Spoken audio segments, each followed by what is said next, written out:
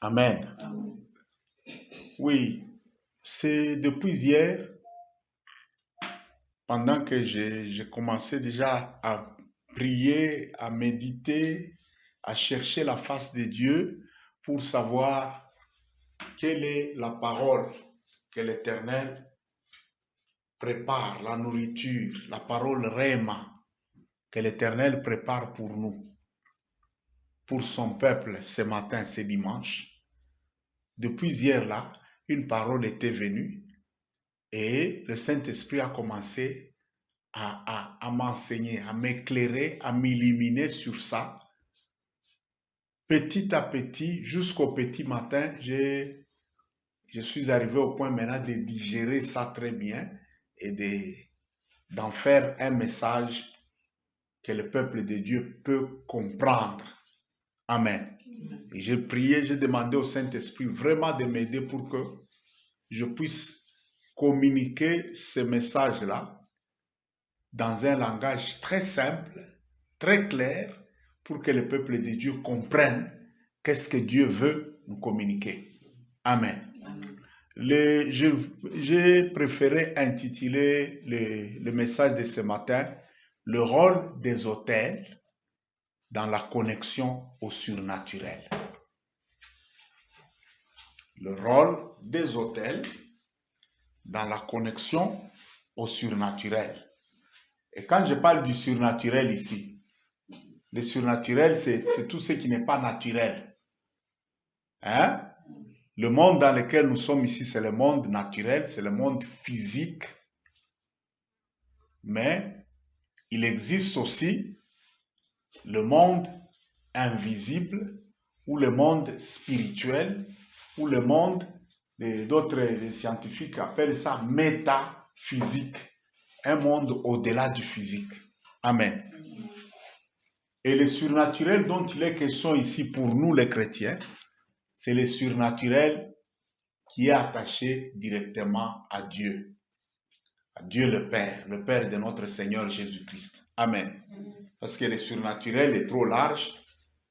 Les gens qui sont en connexion avec les esprits impurs, les démons, et le diable, et tout ça, les sorciers et consorts, ils ont aussi une connexion au monde surnaturel.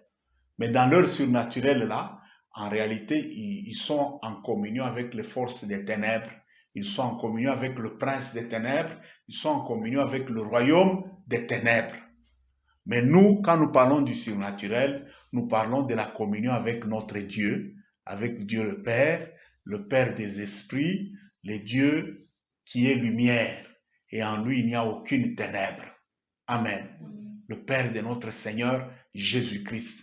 Nous parlons de la communion avec Dieu, nous parlons de la communion avec le Seigneur Jésus-Christ, nous parlons de la communion avec le Saint-Esprit, nous parlons de la communion avec tous les anges, tous les esprits qui sont au service, qui sont soumis, qui sont aux ordres et qui sont en train d'adorer le Dieu véritable, celui qui a créé les cieux et la terre, celui dont le ciel est le trône et la terre est le marchepied. Voilà notre surnaturel à nous. Donc ça, il faut déjà que ça soit clair pour ne pas prêter à confusion. Et vous savez, les choses qui vont sur les réseaux sociaux, il y a toujours des moments où l'ennemi pousse certains de ses agents, conscients et inconscients, à s'attaquer à nous pour chercher à déformer certaines choses. Voilà, il est en train d'enseigner les gens la connexion avec les mondes surnaturels. Oui, oui, oui. La vie chrétienne, c'est une vie surnaturelle. Amen. La vie spirituelle que nous avons lorsque nous sommes nés de nouveau, la Bible dit clairement, ce qui est né de la chair est chair et ce qui est né de l'esprit est esprit. Par la nouvelle naissance, nous sommes devenus de nouvelles créatures, mais des créatures spirituelles, des créatures du surnaturel. Après notre nouvelle naissance, nous ne sommes plus de simples humains.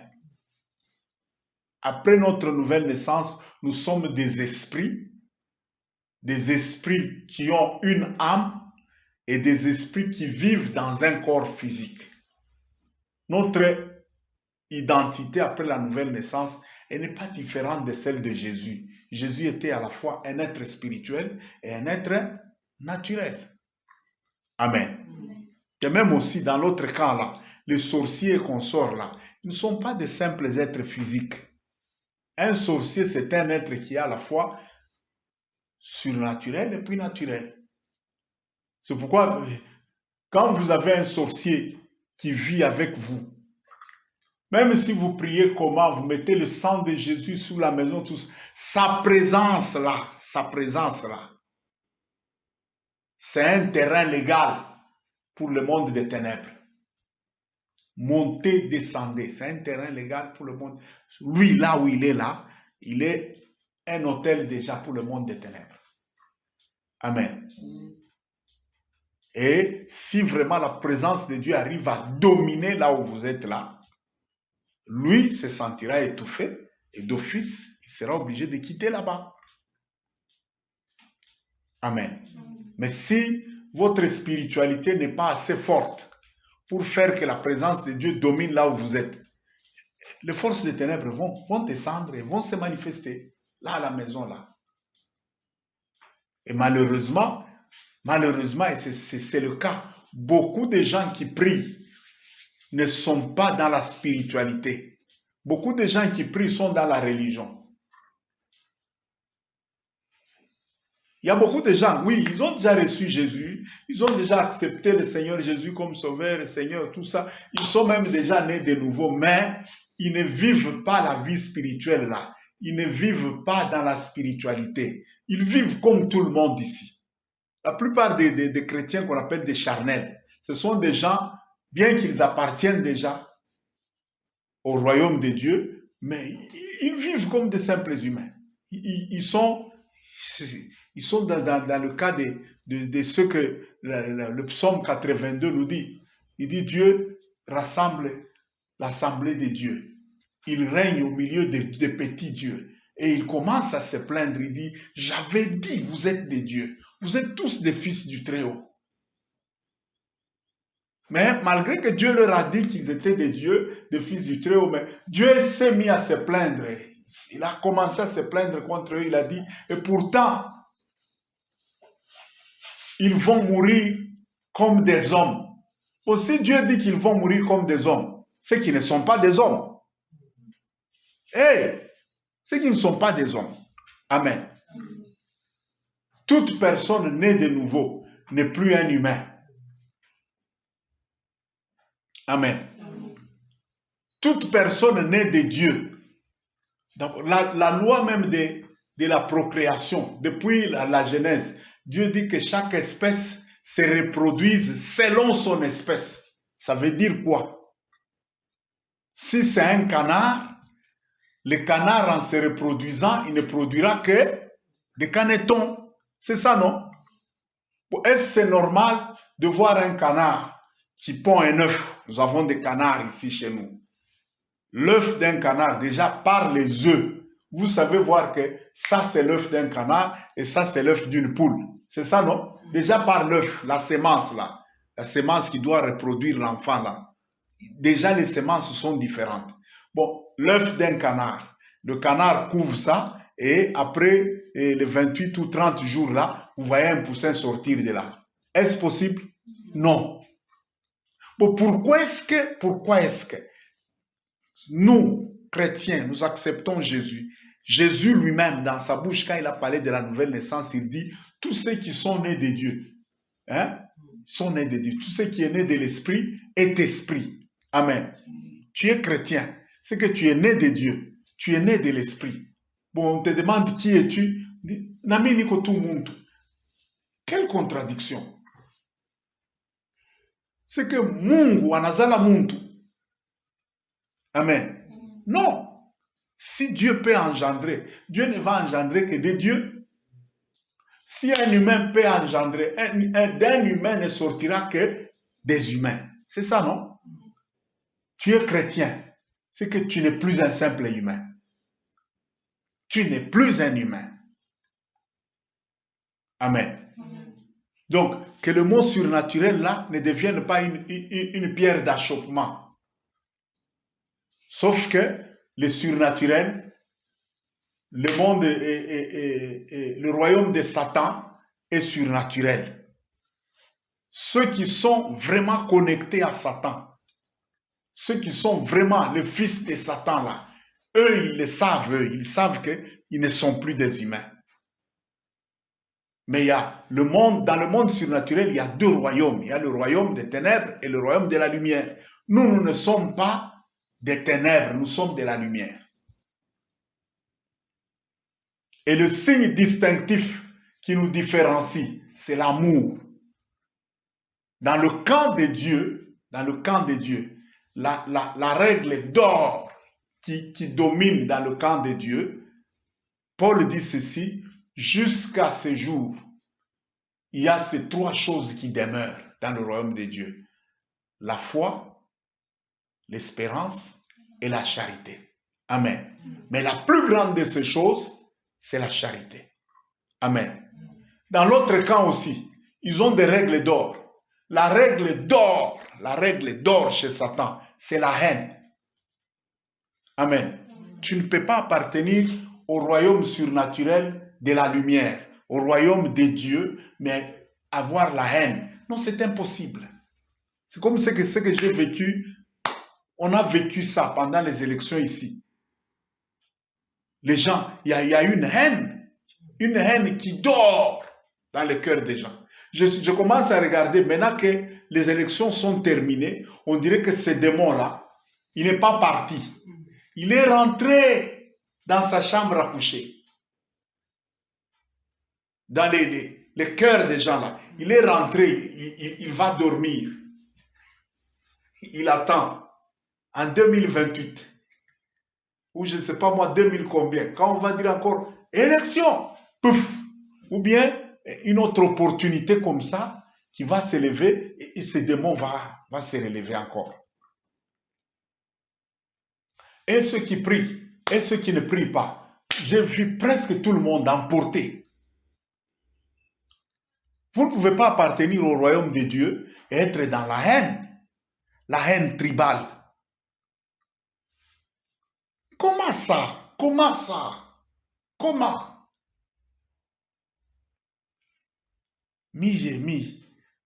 Kasai, mishezu kwa Kasai, Kasai shezu kwa kwangu. Hey! Mon Dieu, chrétien? Non, tu n'es pas chrétien. Là, tu es un religieux.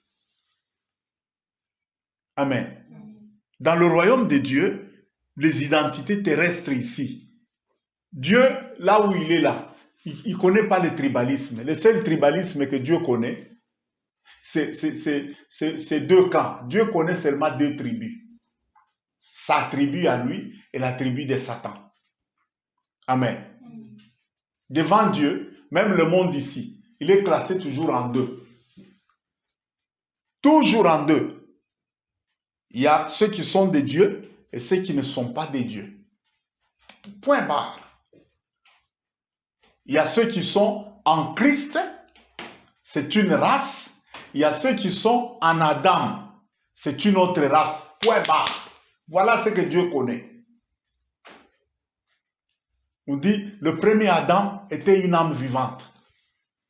Et tous ceux qui sont nés du premier Adam sont des âmes vivantes. Quand on parle d'une âme vivante, ça veut dire que ce n'est pas une âme éternelle. Amen. Mais le second Adam, c'est un esprit vivifiant. Il n'est pas seulement un esprit vivant, mais un esprit vivifiant. Vous connaissez le second Adam, c'est qui? C'est Jésus-Christ. Et il dit, de même que nous avons porté l'image du premier Adam, là, de même, en Christ, étant déjà chrétiens, nous portons l'image du second Adam. C'est que quand nous entrons dans le second Adam, nous devenons une nouvelle race. Et dans cette nouvelle race-là, il n'y a pas des âmes, il y a des esprits. Et des esprits, pas seulement vivants, mais des esprits vivifiants. Qu'est-ce qui fait qu'en prière, nous sommes capables de dire, déclarons la vie dans tout ce qui nous appartient. Non, c'est que tu reconnais que tu es capable de souffler la vie dans tout ce qui t'appartient. C'est que tu es un être qui sait vivifier d'autres histoires. Vrai ou faux? Oui. Voilà les deux races que Dieu connaît. Dieu ne connaît pas Musanga, Muluba, Patati, Patata. Dieu ne connaît pas tout ça. Dieu ne connaît pas noir, blanc, rouge, jaune, chinois. Dieu ne connaît pas ça. Il ne considère même pas ça. Ça, ce sont d'abord les races ici et tout ça. C'est une simple diversité qui est une richesse dans l'humanité. Amen. Et même les tribus ici, c'est une diversité qui est pour Dieu une richesse. Mais ça ne constitue pas une matière d'identification. Dieu n'identifie pas les hommes par rapport à leur tribu, leur race, tout ça, non. Dieu identifie les hommes par rapport à leur source. Tu es né du premier Adam, tu es dans l'Adam, c'est que tu es une âme. C'est une âme mortelle. Amen. C'est ce qu'Adam, quand il a péché là, Dieu lui a dit quoi?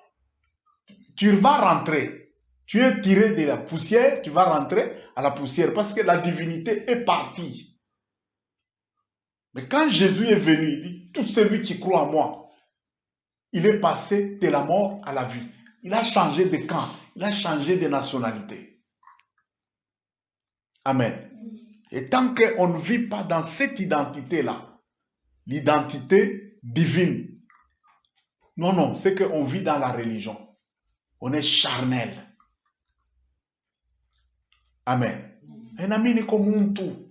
Il y a déjà là, à la moindre petite épreuve, à la moindre petite situation, vous le voyez qu'il est capable de se comporter maintenant comme tout le monde, de faire les choses comme tout le monde.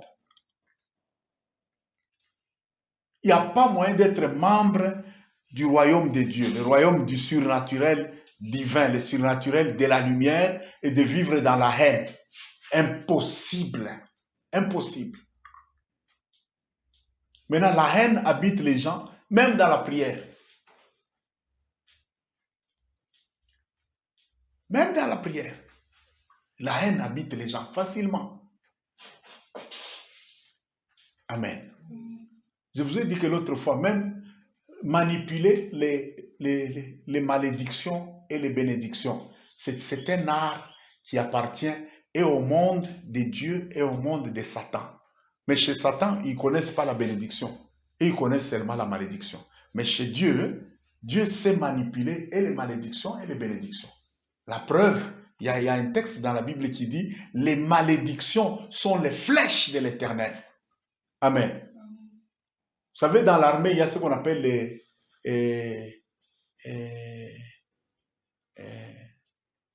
les armes de haute portée. Aujourd'hui, il y a ce qu'on appelle le missile intercontinental. C'est qu'un missile, quelqu'un est en Asie. Vous voyez comme les messieurs là, les Nord-Coréens là, Kim Jong-un. Il a des missiles maintenant, il peut tirer les missiles de là pour aller bombarder aux États-Unis. Tchap! Dans quelques minutes, bombardement aux États-Unis. Ce sont ce qu'on appelle les armes de très longue portée. Les malédictions aussi pour Dieu. La Bible dit les malédictions sont les flèches de l'Éternel. Mais Dieu, dans sa nature, il ne peut pas maudire comme ça quelqu'un. Non. Dieu déclare des malédictions parfois pour freiner le mal. Mais il utilise aussi les malédictions pour sécuriser ses enfants. Quand, par exemple, la Bible dit « Maudit soit quiconque te maudira », est-ce qu'on a cité quelqu'un? Et béni soit quiconque te bénira. Est-ce qu'on a cité quelqu'un? Il y a une liste de gens là-bas. Non, c'est une malédiction pendante, impersonnelle, qui ne cite personne, mais elle est déjà activée. Tout celui qui va aller s'identifier dans cet acte-là, allez, la malédiction l'attrape. Il y a un verset qui dit « La malédiction de l'Éternel réside dans la maison du voleur. » Hein? Amen. Est-ce que le voleur là, on a cité quelqu'un? Mais tout celui qui va aller voler, il se met dans cet acte-là du vol. Il s'identifie au vol. Il va activer cette malédiction-là. Voilà comment Dieu utilise les malédictions. C'est comme maintenant dans notre pays ici. Combien d'hommes de Dieu que j'ai vus dans le stade des martyrs et tout ça en priant, qui déclarent des malédictions contre ceux qui veulent couper ce pays. Amen. Et je vous dis, il y en a qui déclaraient des versets très dangereux, mais ce sont des versets bibliques. Maudit soit celui qui déplace la borne de son prochain, la borne qui a été établie par les anciens. Ce pays ici, depuis la conférence de Berlin, le monde entier s'est convenu, ils se sont entendus, ils ont mis des bornes. État indépendant du Congo, c'est ça qu'on appelait au début, non? Ils ont mis des bornes ici, ici, ici, ici. Bon, ce sont des bornes placées déjà par les anciens. Et la Bible déclare, celui qui va toucher la borne déjà établie par les anciens, il active la malédiction. Amen.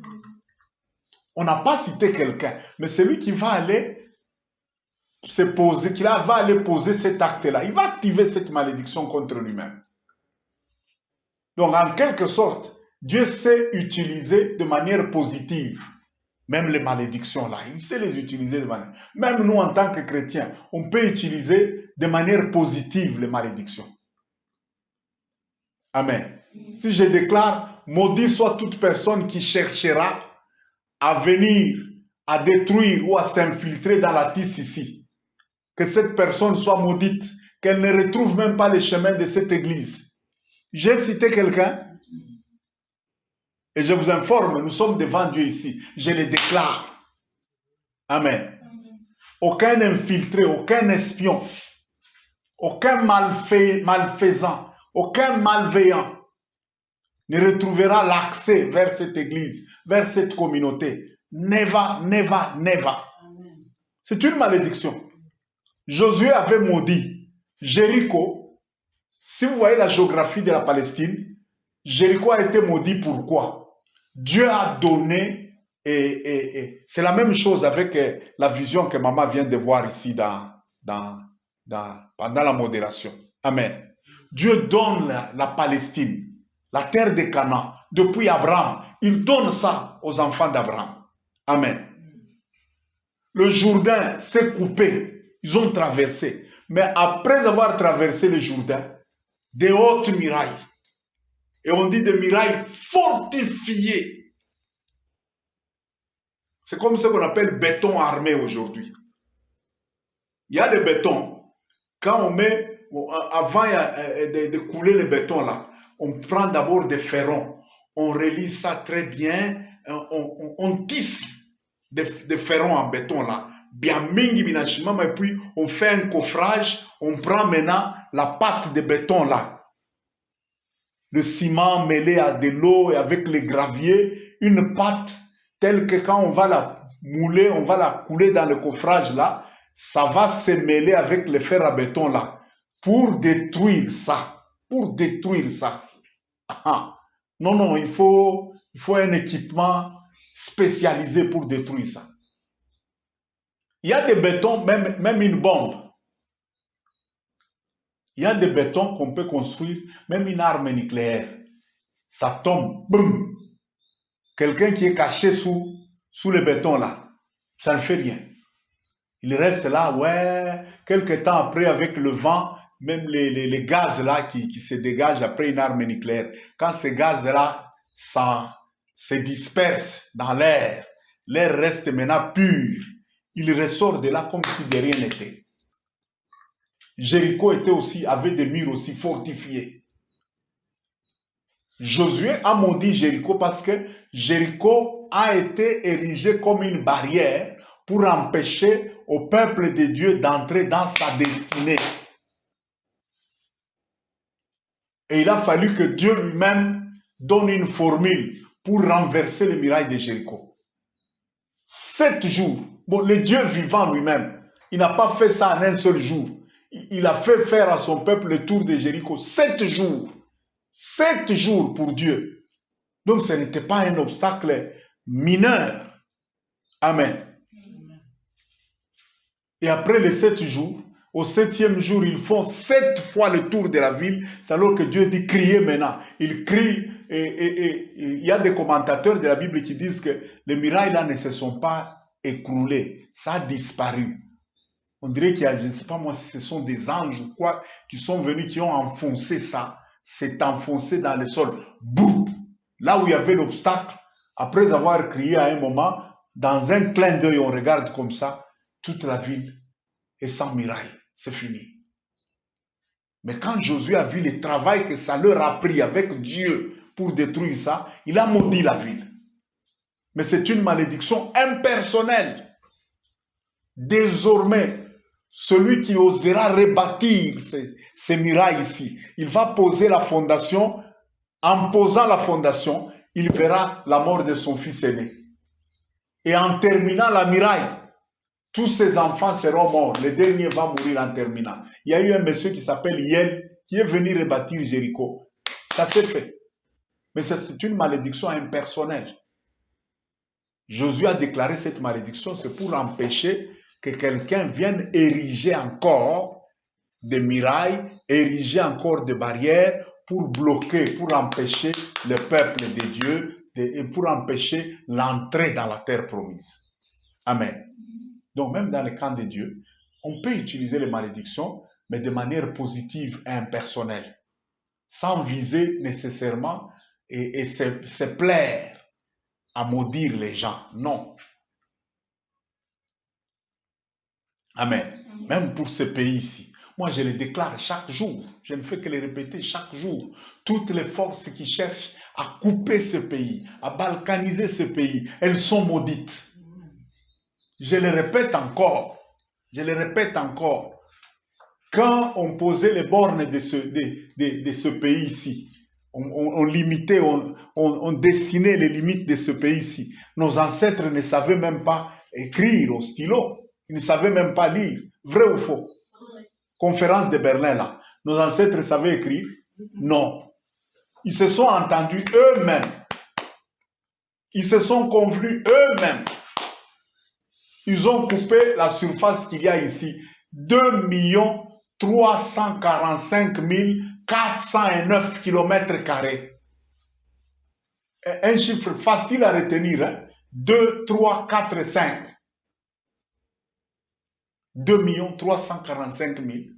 Mais il y en a qui oublient les 409 km². Dieu lui connaît exactement la superficie exacte et correcte de ce pays. Celui qui va chercher à couper même un petit morceau, qui qu'il soit, que ce soit un humain ou un esprit, avant même qu'il n'ait pris son petit, je ne sais pas moi si ça sera une paire de ciseaux ou quoi pour couper, avant qu'il ne coupe, lui sera coupé. Amen.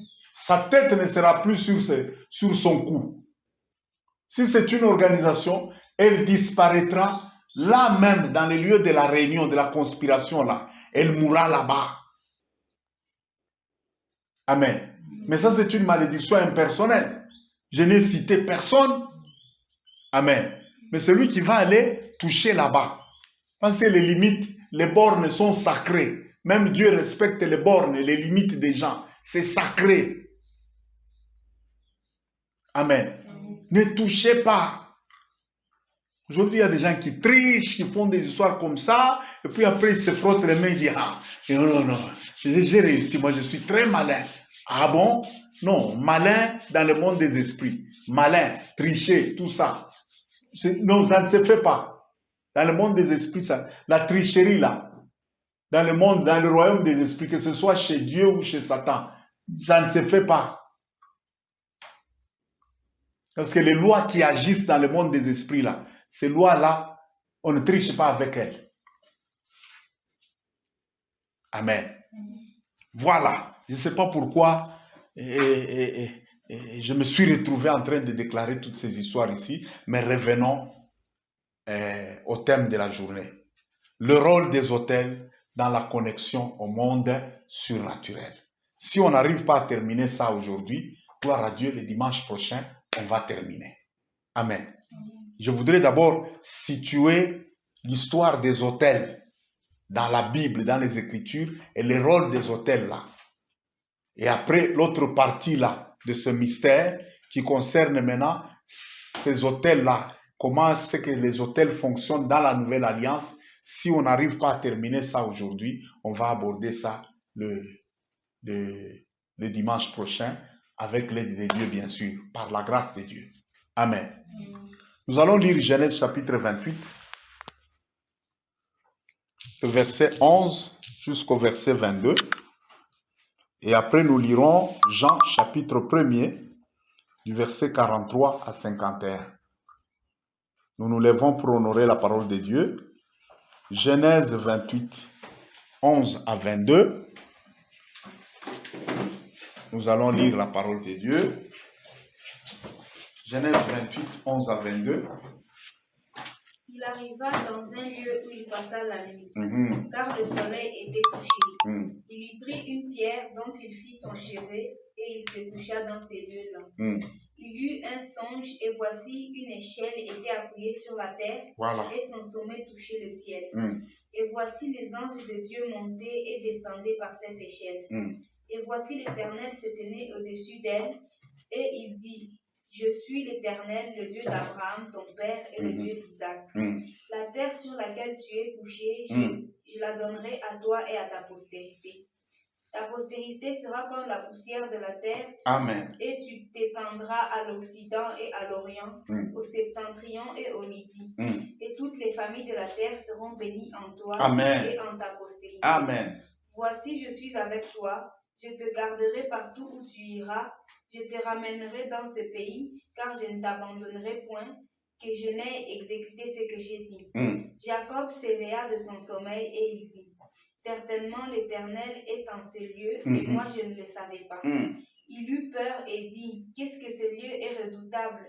C'est ici la maison de Dieu, c'est ici la porte des cieux. Et Jacob se leva de bon matin. Il prit la pierre dont il avait fait son chevet et il l'adressa pour un monument et il versa de l'huile sur le sommet. Il donna à ce lieu le nom de Bethel, mais la ville s'appelait auparavant Luz. Jacob fit un vœu en disant, si Dieu est avec moi et me garde pendant ce voyage que je fais, s'il me donne du pain à manger et des habits pour me vêtir, et si j'y retourne en paix dans la maison de mon père, alors l'Éternel sera mon Dieu. Cette pierre que j'ai dressée pour monument sera la maison de Dieu, et je te donnerai la dîme de tout ce que tu me donneras. Amen. Amen. Nous pouvons nous asseoir. On va nous lire encore Évangile selon Jean. Jean chapitre 1er. Et ce deuxième texte, on va beaucoup plus l'aborder quand on va parler des autels dans la Nouvelle Alliance. Hein? Jean chapitre 1er, du verset 43 jusqu'au verset 51. Jean 1, Évangile. Jean chapitre 1er, de 43 jusqu'à 51. Le lendemain, Jésus voulut se rendre en Galilée et il rencontra Philippe. Il lui dit, suis-moi. Philippe était de Bethsaïda, de la ville d'André et de Pierre. Philippe rencontra Nathanaël et lui dit, nous avons trouvé celui de qui Moïse a écrit dans la loi et dont les prophètes ont parlé, Jésus de Nazareth, fils de Joseph. Nathanaël lui dit, peut-il venir de Nazareth quelque chose de bon? Philippe lui répondit, viens et vois. Jésus, voyant venir à lui Nathanaël, dit de lui, voici vraiment un Israélite dans lequel il n'y a point de fraude. D'où me connais-tu? Lui dit Nathanaël. Jésus lui répondit, avant que Philippe t'appelle, quand tu étais sous les figuiers, je t'ai vu. Nathanaël répondit et lui dit, Rabbi, tu es le Fils de Dieu, tu es le roi d'Israël. Jésus lui répondit, parce que je t'ai dit que je t'ai vu sous les figuiers, tu crois. Tu verras de plus grandes choses que celles-ci. Et il lui dit, en vérité, vous verrez désormais le ciel ouvert, les anges de Dieu monter et descendre au-dessus du Fils de l'homme. Amen. Amen. Amen. Voilà. Ces deux textes ici vont nous servir de base pour évoluer et comprendre un peu les mystères de l'autel. Le problème des autels, c'est un problème très, très, très déterminant dans la spiritualité. Et quelqu'un qui prétend être spirituel, mais qui ne comprend pas, qui ne maîtrise pas bien le problème des autels, je vois mal comment il va évoluer dans sa spiritualité. Ça sera très difficile. Et dans les deux textes ici, d'emblée, je voulais attirer votre attention sur une chose. Les choses qu'on appelle le miracle. Quand le problème des autels est bien maîtrisé, le miracle est son rendez-vous à tout moment. Amen. Dans la Nouvelle Alliance, Jésus parle des autels. Quand il dit, vous verrez désormais le ciel ouvert, tout ça, tout ça, tout ça. Déjà, il voulait dire à Nathanaël là que je suis l'autel de Dieu. Ma présence ici, là où moi je suis, le ciel et la terre sont en connexion en permanence. Le problème des autels, quand un autel est déjà établi quelque part, le monde invisible n'a plus besoin de prières pour agir là où il y a un autel. Il n'a plus besoin d'être invité. L'autel, c'est une invitation permanente, pas une simple invitation. L'autel, c'est une échelle. Voilà les très bons termes. Comme Jacob avait vu dans son songe là. Là où il y a un autel, c'est qu'on a mis une échelle, un point de contact légal entre le monde invisible et le monde visible. Et cette échelle-là permet au monde invisible d'agir à tout moment, 24 heures sur 24 heures, de descendre et de monter. Donc, par l'autel, le monde visible et le monde invisible sont en connexion permanente. Et à cause de l'autel, vous voyez que Jacob, quand il a fui, il venait à peine d'avoir un incident, il a volé la bénédiction de son grand frère Esaü. Maintenant, Esaü, comprenant qu'on lui a joué un faux tour par son petit frère, il a conçu de la haine et il a commencé à planifier de tuer Jacob après la mort de leur papa. Et les parents étaient obligés maintenant de faire partir Jacob en exil chez Laban, son oncle, le frère à sa mère, très loin de là où vivait Israël. Amen. Pendant la fuite, il vient de voler, de tricher. Il commence à fuir et il fait un long trajet là, à pied. Et il arrive quelque part, c'est la fin de la journée, il est fatigué, il dort quelque part là, c'était en plein air. Malheureusement, non, pas malheureusement, pas même une coïncidence, Dieu s'est arrangé du fait que Jacob était déjà héritier de la bénédiction. Il venait d'hériter la bénédiction. Et même quand nous disons voler, c'est une façon de parler. Pendant que Jacob et Esaü étaient encore plus jeunes, Jacob, dans sa malice là, il s'était arrangé pour que Esaü lui vende légalement son droit d'aînesse, en échange d'un plat de haricots. Ce monsieur-là, c'était vraiment un imbécile. Vous savez, un jour, je disais ça au grand Samy quand il était tout petit là. Il aimait beaucoup se promener. Pour rester sur place, c'était un problème. Non, il était très mouvementé. Et je ne faisais que répéter à Samy chaque jour, je dis, écoute, quand les pieds sont très actifs comme ça, c'est que le cerveau ne fonctionne pas bien. Le cerveau a besoin de calme, de tranquillité, d'immobilité. Mais le vagabondage, lui, a besoin de pieds. Amen. Et entre parenthèses, vagabond, c'est la malédiction. C'est ça, non? Oui. Caïn, on lui a dit quoi? Tu seras errant. Mais vous savez ce que j'aime chez Caïn? Quelque part, c'est comme si, malgré la malédiction là, non. La malédiction de Dieu avait frappé l'agriculture. La terre ne te donnera plus sa richesse. Donc c'est ça la richesse de base pour l'homme, c'est l'agriculture. Amen. Dieu dit, bon, la terre ici, elle ne va plus te donner sa richesse là. Si tu cultives, à cause du sang que tu as versé de ton frère là, si tu cultives, la terre ne va rien te produire. Mais Caïn est allé très loin dans la terre des Nôdes là. Il n'a pas touché à l'agriculture. Mais il a développé un autre secteur qui n'était pas touché par la malédiction. La construction. Dieu, dans sa malédiction, n'a pas touché à ça. C'est ça, non? Vous savez, quand vous avez un esprit fort, et pour moi, je parle, un esprit fort, pour moi, c'est un esprit qui ne se laisse pas abattre facilement.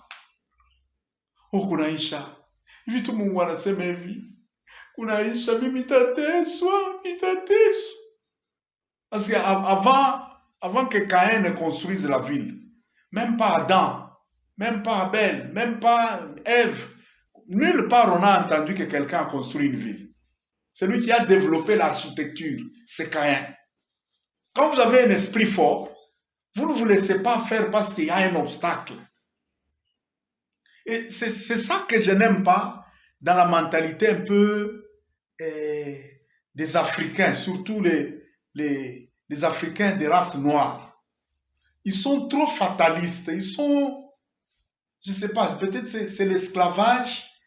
Hein, assez longtemps, on nous prenait pour aller être vendus comme esclaves, hein, aux États-Unis. Et après, la colonisation est venue. Dans la colonisation aussi, les Blancs s'est arrangé pour nous écraser, pour nous montrer que nous, c'est rien. Nous, je ne sais pas. On nous a arraché tout optimisme. On nous a arraché nos rêves. On nous a arraché tout sens de l'espoir. Quand vous tuez quelqu'un dans ses rêves, dans son optimisme, dans son espoir, c'est que vous l'avez tué 2 fois. Écoutez, la vie ici, vous pouvez même traverser par des moments très difficiles. Vous pouvez traverser même dans la maladie. Quelqu'un peut arriver à traverser une maladie. Mais vous savez ce que la Bible dit? Il dit, c'est l'esprit de l'homme. C'est l'esprit de l'homme qui le garde même dans sa maladie. Ailleurs, on dit ceci, un esprit joyeux, c'est un remède pour le corps. Mais un esprit abattu, c'est le dessèchement des os. Vous connaissez les ossements desséchés d'Ézéchiel là? Ça veut dire, non seulement qu'il y a la mort, mais il y a le dessèchement des os. C'est qu'il n'y a plus d'espoir de vie. Il ne faut jamais permettre un esprit abattu. Non, la Bible déclare bien, pour tous ceux qui vivent, il y a encore de l'espoir. Caïn, c'est l'image un peu de cet esprit fort-là, cet esprit optimiste. Bon, je ne soutiens pas sa mentalité, la saint-tueur, et puis il ne craignait pas Dieu, et puis c'était un monsieur bizarre, là, un impie. Mais au-delà de ça, c'est le premier-né d'Adam. Hein? Bon, imaginez, si après la chute d'Adam, et avec une malédiction sur sa tête, Caïn a su construire une ville. Bon, si Adam n'était pas tombé dans le péché, et qu'il a commencé à avoir des enfants avant de tomber dans le péché, et que Caïn soit né avant le péché, il allait être comment ce monsieur-là? Je ne sais pas si vous comprenez un peu. Donc, il ne faut pas être un fataliste, il ne faut pas être quelqu'un qui s'abat facilement. Je me souviens quand j'ai commencé l'aventure de faire le e-commerce, vendre les histoires en ligne. J'ai commencé à faire des livres et tout ça. Le premier marché, la première plateforme que j'ai utilisée pour commencer à faire le e-commerce, c'est la plateforme par excellence, Amazon. Mais j'ai commis des erreurs. Je m'étais retrouvé avec deux adresses email. Ça veut dire 2 identités au sein d'Amazon. Ça, c'est une erreur qu'Amazon ne supporte pas. Ils m'ont frappé au point qu'ils m'ont dit, désormais, tu ne pourras plus vendre chez Amazon. Mais je ne me suis pas laissé abattre. Je suis rentré sur Google, j'ai commencé à écrire alternative à Amazon. Alternative à Amazon. J'ai trouvé plein de plateformes, parmi lesquelles Rakuten, Kobo Rakuten, là où je publie mes livres. Amen. J'ai trouvé Ingram Spark ou quelque chose comme ça, tout ça.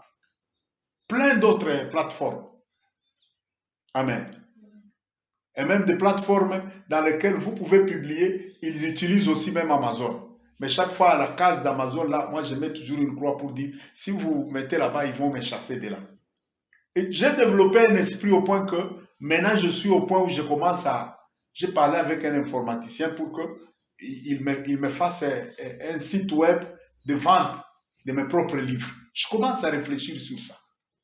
Donc il ne faut pas être un esprit tel que, parce que c'est la mentalité qu'il y a chez les Africains.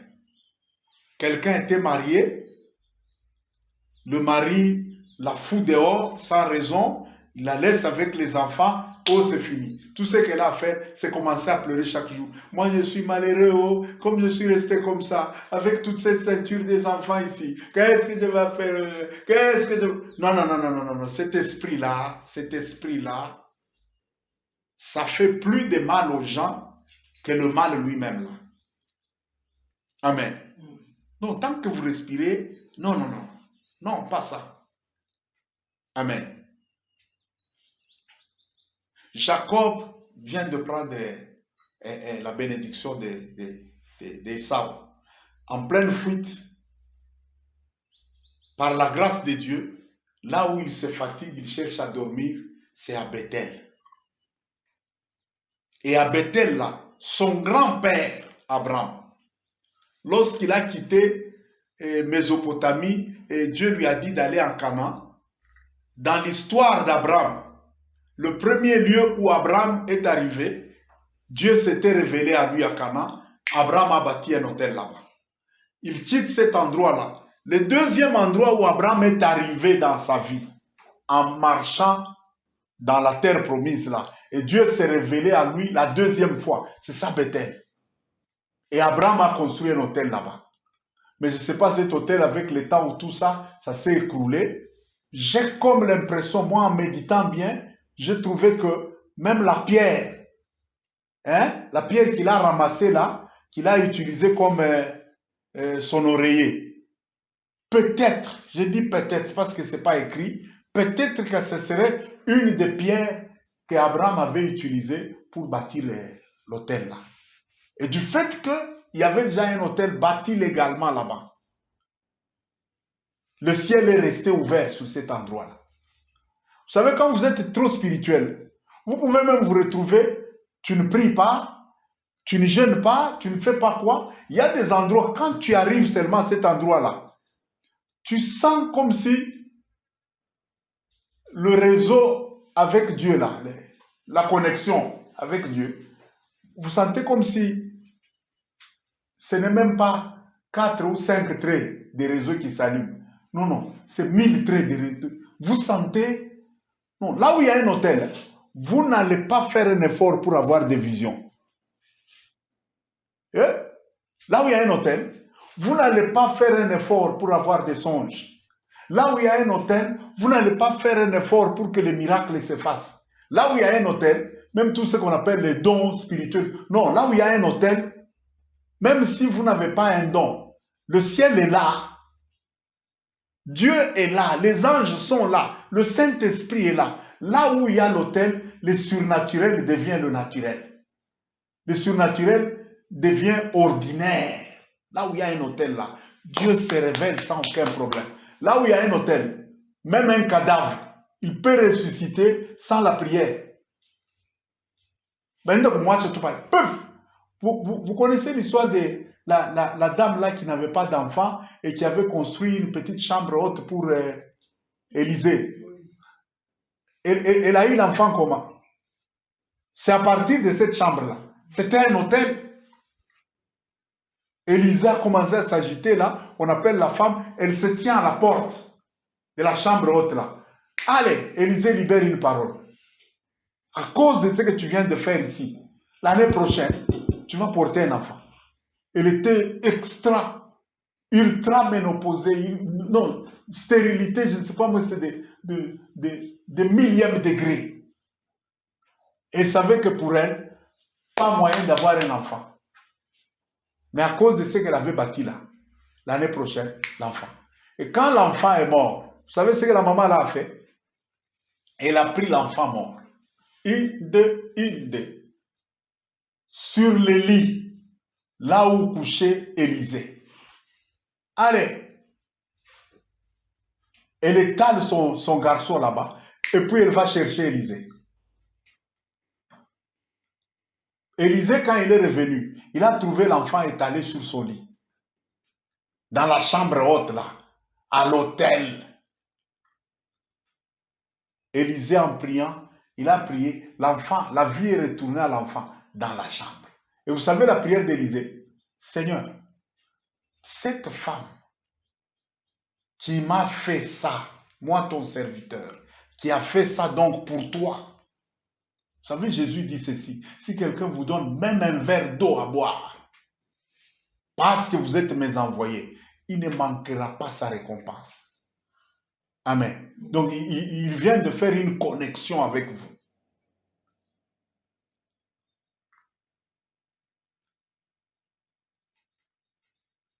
Jacob aussi se retrouve, il prend la pierre là, il dort dessus. On ne nous dit nulle part qu'avant de dormir, il a prié. Est-ce que c'est écrit là? Bien sûr, je n'encourage pas de dormir sans prier. Mais je veux seulement vous montrer la puissance d'un autel. Il dort.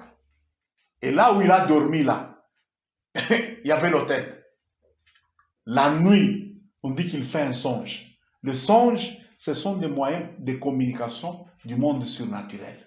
Les songes et les visions, ce sont les moyens du monde surnaturel. Dieu dit, lorsqu'il y aura quelqu'un de spirituel parmi vous, par des songes, je vais me révéler à lui et par des visions, je lui parlerai. Amen.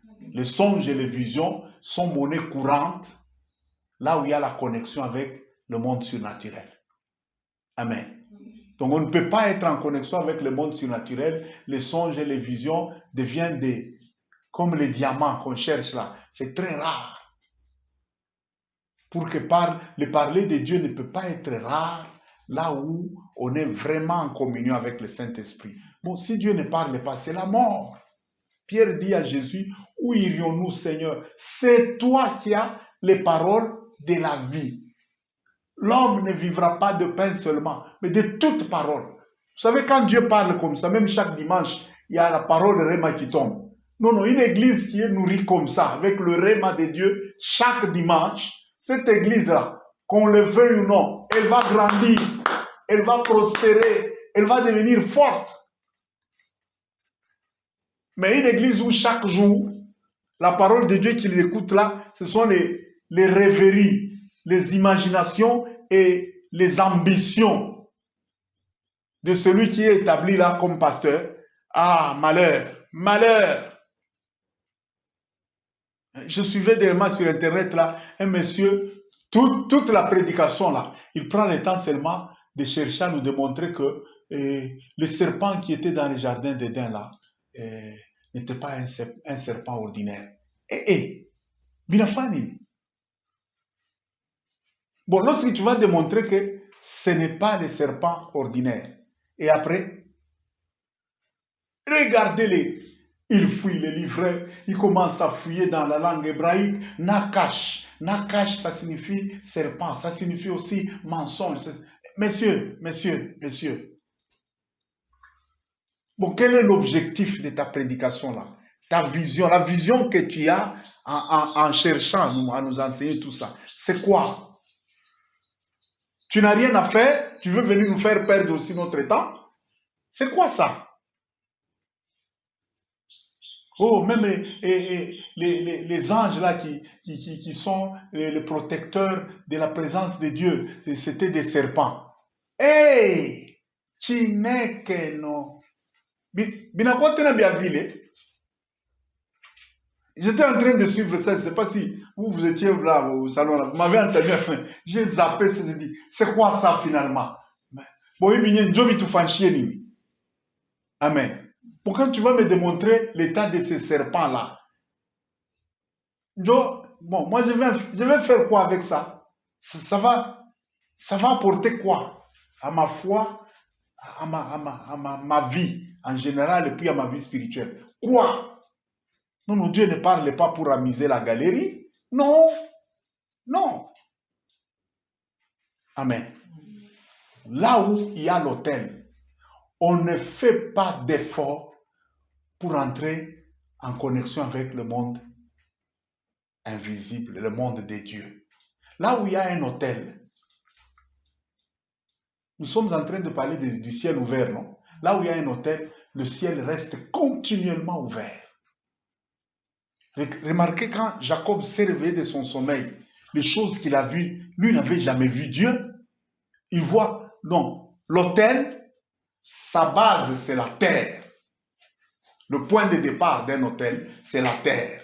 Mais le sommet, là où ça arrive, ça n'arrive même pas aux anges, ça n'arrive pas au premier ciel, ça n'arrive pas au deuxième ciel, ça arrive au troisième ciel, et même au troisième ciel là, ça va, on dit le sommet de cette échelle là, au sommet là, c'est le trône de Dieu. C'est Dieu lui-même qui était au sommet de l'autel là.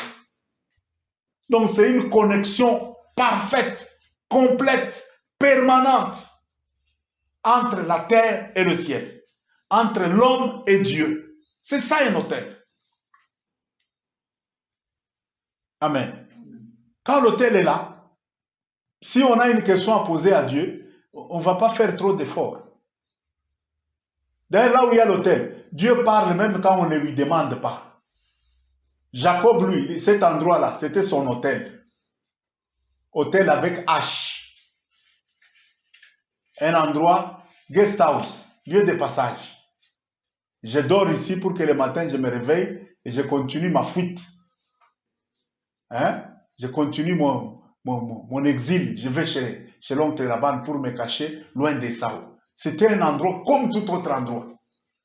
Mais il n'a pas eu le temps de prier. Il n'a pas eu le temps de chercher la face de Dieu. Mungu wangu, niku mambo ya nguvu sana, hivi. Dieu parle-moi. Non, il a dormi simplement, mais dans ce sommeil simple-là, dans ce sommeil ordinaire-là, Dieu est venu se révéler à lui. C'est ça l'autel.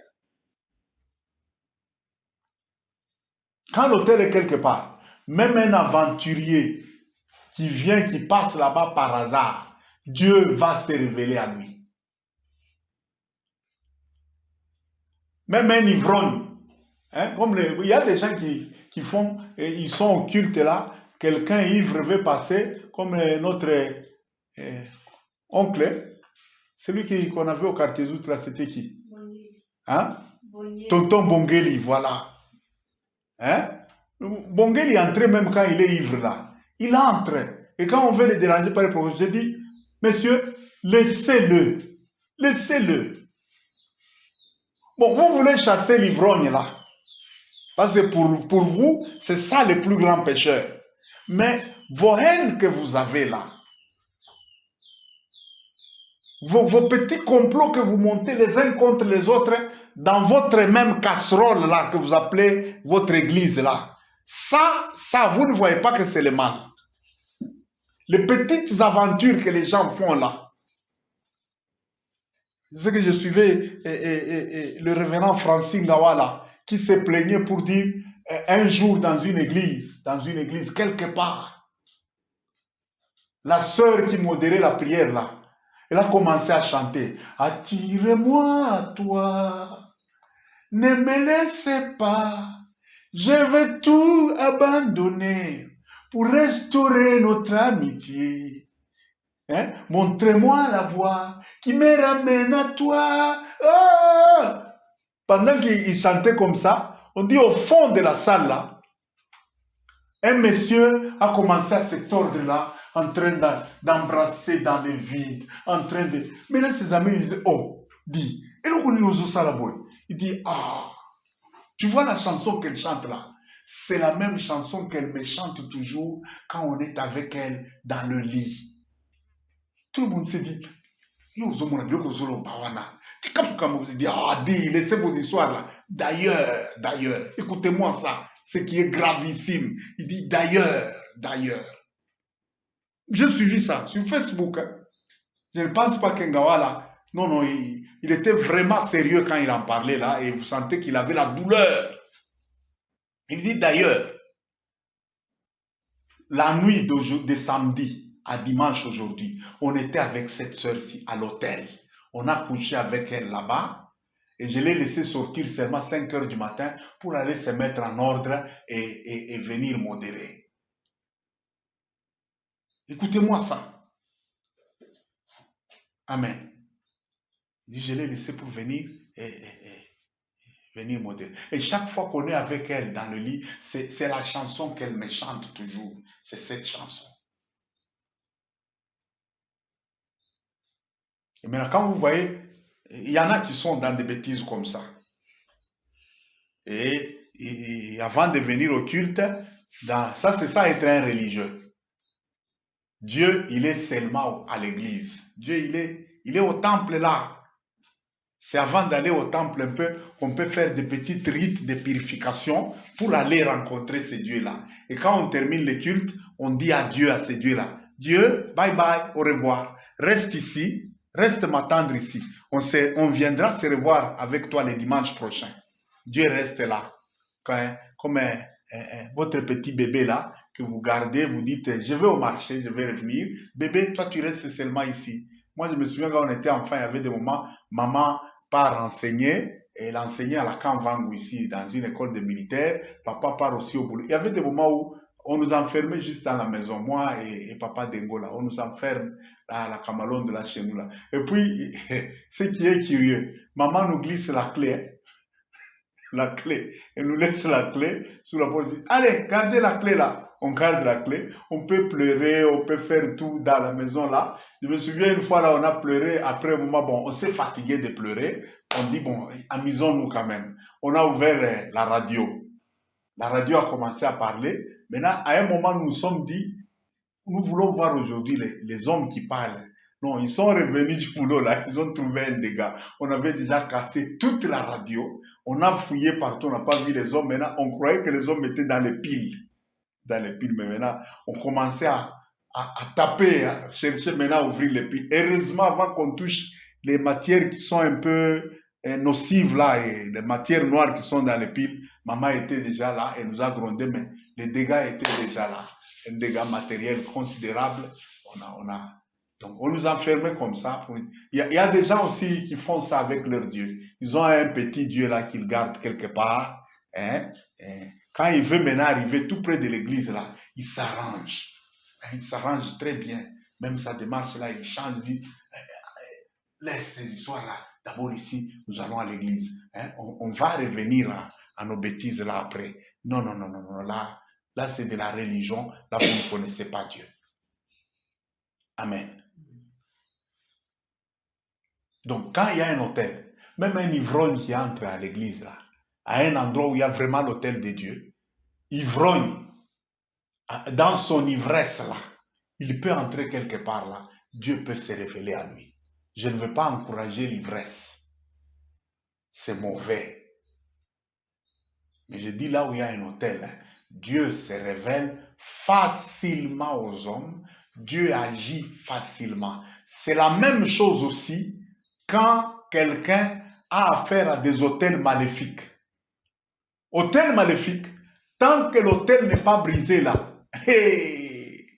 prie, gêne, fais tout ce que tu fais là. Tant que l'hôtel maléfique là n'est pas brisé, non, les forces du mal agissent en permanence. Il y a des gens, il est en pleine prière, en plein jeûne et prière là. Il a un problème de mari de nuit ou de femme de nuit. En jeûne et prière là, il prie sérieusement, il appelle le feu, et même il met le feu partout en dormant là. Il met le feu sous les draps, il met le feu dans la mousse, le matelas, il met le feu dans la couverture, il met le feu dans ses cheveux, il met le feu même dans ses rêves, il met le feu dans son esprit, dans son âme et dans son corps. Feu. Il dort dans le feu. Feu. Donc le sommeil le trouve dans le feu là. Mais malgré tous les feux là, la nuit là, l'esprit ou le mari de nuit ou la femme de nuit là vient encore et il fait tout ce qu'il a toujours fait normalement. La personne se lève encore en train de pleurer.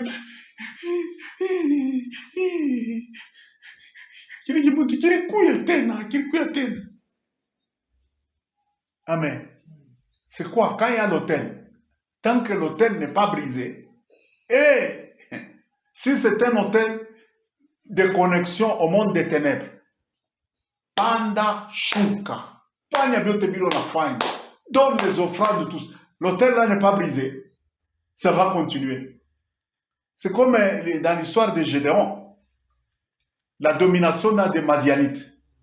Dieu savait qu'ils sont allés se connecter au Dieu de Baal, ils m'ont abandonné moi, ils ont renversé l'autel de Dieu. Donc ils ont refusé, ils ont coupé la connexion avec Dieu. C'est comme l'autel, c'est comme le téléphone ici. Moi je suis sur RTL. Bon, j'enlève la SIM RTL. Et puis je mets la SIM Orange ou Tigo. Dès le moment où je mets la SIM Tigo ou Orange, la connexion qu'il y aura sur mon téléphone, c'est quelle connexion? Bon, maintenant, supposons que je ne dis pas que Orange, c'est le démon. Hein? Il ne faut pas que Papa Hippolyte, le jour où il entendra ça, qu'il dise Yoka Biloko, Papa Gilles Azolo. Non, non, non, non, non, non, non. C'est un exemple seulement. Supposons que Orange, hein, c'est ça l'autel avec les démons. Et RTL, c'est ça l'autel avec Dieu. Vous enlevez la SIM RTL. Vous aurez encore le signal RTL sur votre téléphone? Non. Maintenant, vous mettez la SIM Orange.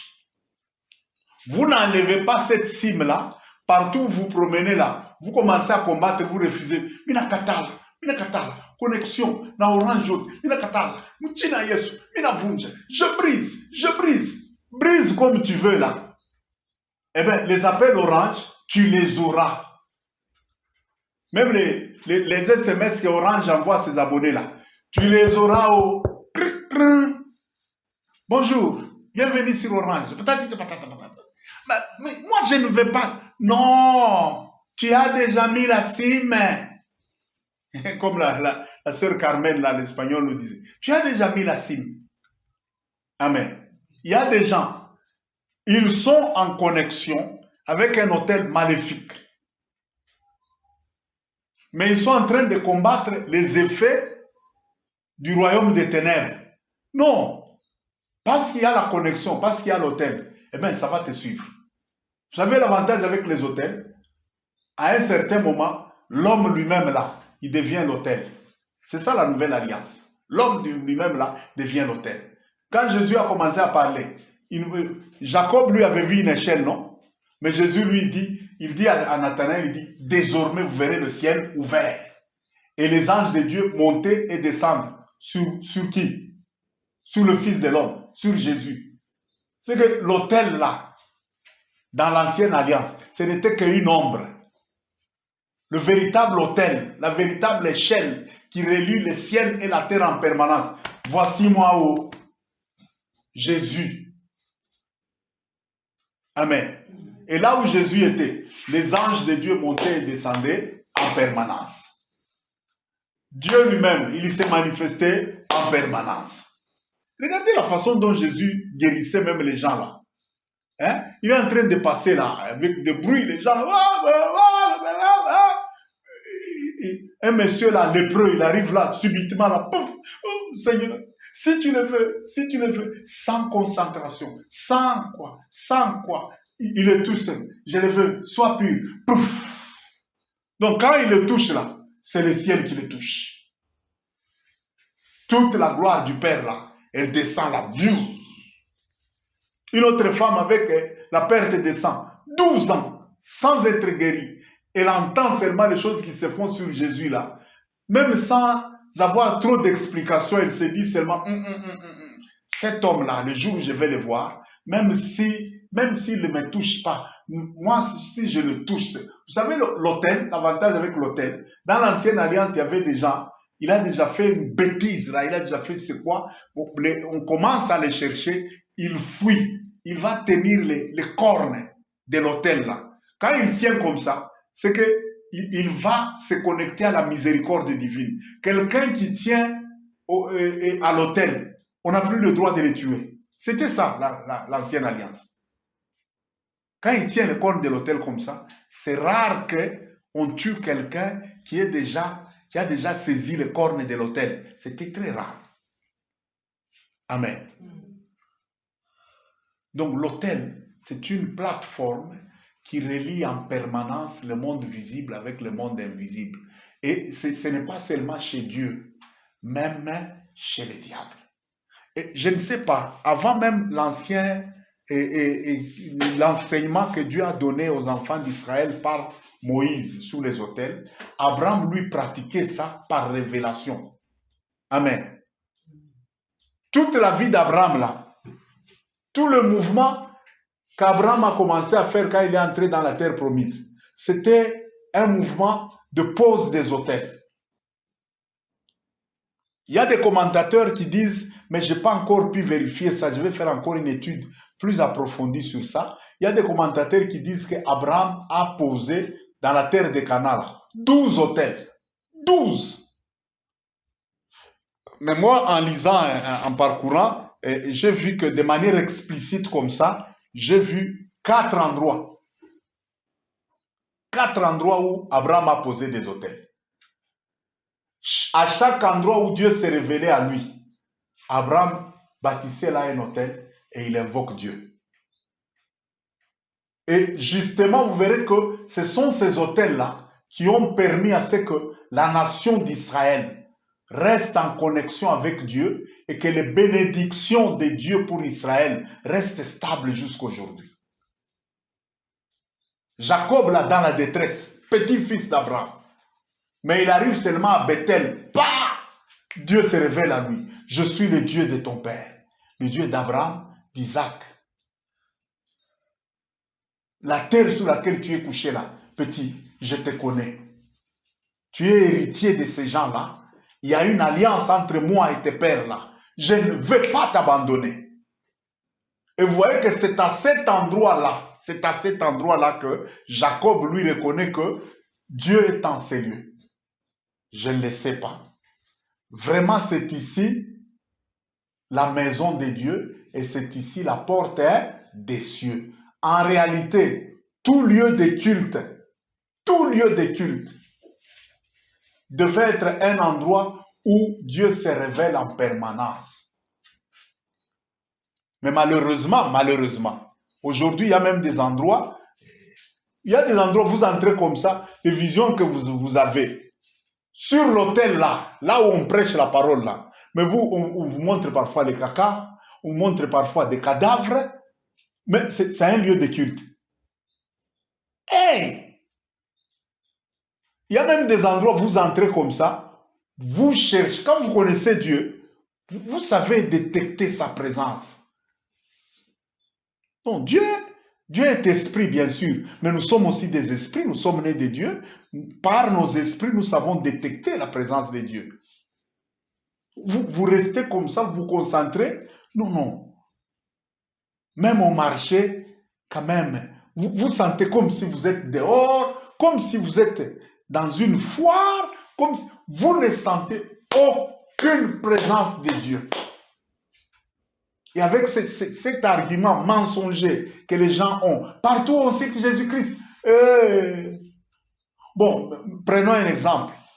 Quelqu'un qui souffre, qui est dans le chômage, qui n'a pas su étudier, ou même qui a étudié, mais qui ne sait pas trouver de l'emploi. Il y en a beaucoup comme ça. Il se rend compte que facilement les gens retrouvent leur vie. Ils arrivent facilement à organiser leur vie lorsqu'ils se créent une petite boîte, une petite boutique qu'il appelle église. Avec cette intention-là de survivre, cette intention-là d'avoir aussi de l'argent, il bâtit son truc-là. Vous pensez que Dieu va être là-bas? Non, Dieu voit les intentions, non? Il est l'Éternel qui sonde les reins et les cœurs. Dieu voit. Amen. Donc vous pouvez tromper les humains, mais pas Dieu. Donc, c'est ce truc-là de se dire, non, partout où on invoque Dieu, Dieu est là. C'est faux. C'est faux.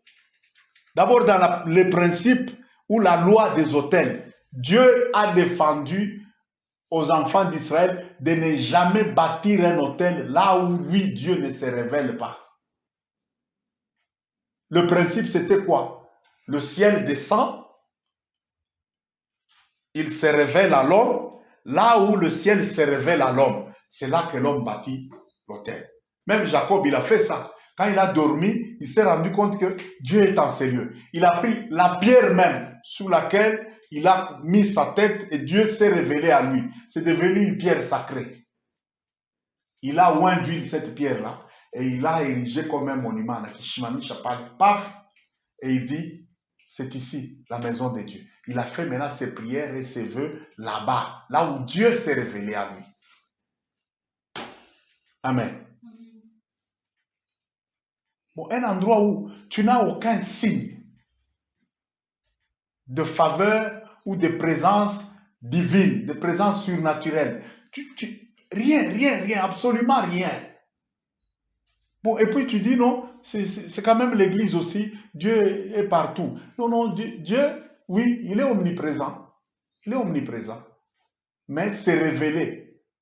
Mettre sa présence en permanence. Agir en permanence. Avoir une alliance permanente. C'est là où dans sa souveraineté il se révèle. Et après qu'il se soit révélé, dans les normes de la parole de Dieu, s'il y a des gens qui maîtrisent bien le sacerdoce de Dieu, qui arrivent à ériger un autel là-bas, là, oui, Dieu agira là-bas. Sinon, c'est de l'aventure. C'est ce qui fait qu'il y a des gens, ils se retrouvent envoûtés quelque part, on lui a fait quelque chose et puis il arrive quelque part, on commence à le prophétiser pour dire, un jour tu étais telle part, dans telle église. Quand tu étais là, tu avais senti à un moment comme si un morceau, un bloc de pierre était entré dans ton estomac. Il dit, oui, je sais ça. Et après ça, tu as commencé à sentir comme si tu avais envie de vomir. Et depuis ce jour-là, tu sens telle manifestation-là démoniaque. Et quand tu dors, tu vois de telles choses. Il dit, oui. Il dit, c'est à cet endroit-là. C'est là qu'on t'avait ensorcelé. Mais la personne, elle, quand elle est allée à cet endroit-là, elle est allée pour prier. Pour chercher Dieu. Non. Dieu, on ne le prie pas partout. Dieu, on ne l'adore pas partout. Oui, partout dans le sens que je suis déjà chrétien, je vais l'adorer en esprit, en vérité. Oui, c'est valable parce que là, moi-même déjà, je suis déjà un autel de Dieu. Amen. Mais partout dans le sens que tout rassemblement que vous voyez là, Dieu est là, là c'est faux. Là, il y a une erreur parce que vous ne savez pas pourquoi ces gens se sont rassemblés. Vous ne savez pas le mobile de base de leur rassemblement. Vous ne savez pas. Il y en a même qui se rassemblent pour dire, bon,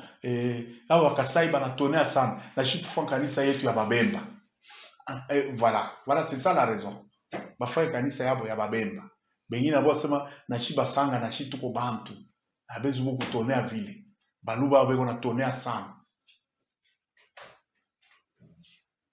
D'ailleurs, paye kutabiri matabiri nye ya nguvu inatoka mpaka mkiluba nashi basanga nashi tuko bantu nashi tufanyeni yetu. Bon, maintenant une église bâtie sur un fondement comme celui-là, vous aussi vous trouvez ces gens rassemblés comme ça, vous dites Mungu est quoi? Non, Mungu ana pas. Amen. Amen. Donc reconnaissons d'abord dans ce message d'introduction que l'autel, c'est ça la plateforme légale qui permet au monde surnaturel de se révéler dans le monde naturel. L'autel est en train d'obéir à la même loi qui dit que le ciel sont les cieux de l'Éternel, mais il a donné la terre au Fils de l'homme. Donc Dieu étant esprit, il est le créateur de toutes choses, mais la terre ici, la planète Terre ici, il a donné ça à l'homme. Donc même Dieu lui-même tel qu'il est là, dans sa divinité là, il n'a pas un droit légal d'agir directement ici sur la terre. Il doit passer par un être physique, un être de chair et de sang, l'homme. Amen. De même aussi, pour que l'alliance de Dieu soit établie de manière permanente sur la terre, il faut qu'il y ait une plateforme, quelque chose, quelqu'un ou une chose de matériel que l'on va légaliser et établir selon les normes de Dieu. On établit légalement, soit c'est un humain avec son propre corps comme ça, soit c'est une plateforme, je ne sais pas moi, dans l'ancienne alliance, il y avait des choses que Dieu avait demandé aux enfants, il disait, soit vous bâtissez avec la terre pure ici, vous bâtissez un hôtel avec la terre pure, soit vous ramassez les pierres, mais à l'état brut, ne taillez pas ces pierres-là, construisez avec ces terres-là, ces pierres-là, construisez une plateforme, c'est ça l'hôtel. Amen. Donc il y avait une procédure légale pour faire quelque chose de visible, de touchable, de matériel. Et cette chose-là, quand vous l'établissez comme ça, dans les normes établies par Dieu lui-même, ça devient un point de contact légal par lequel le monde spirituel passera pour agir de manière permanente sous le monde naturel. Amen.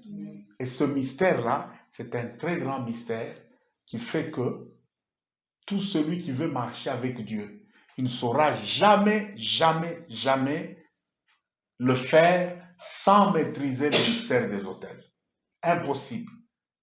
De même que dans le monde aussi des démons, dans le monde de Satan aussi, personne ne saura être en communion permanente avec le monde des ténèbres là, sans maîtriser aussi les autels. Amen. Là, nous nous arrêtons d'abord là-bas. C'est l'introduction.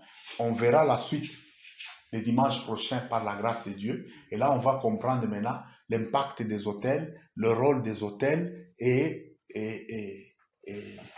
la révélation sur les autels dans la nouvelle alliance et comment on doit se conformer à ça. Amen. Amen. Et aussi la confusion des autels dans laquelle se retrouvent parfois certaines personnes qui prient. Je me garde de dire les chrétiens.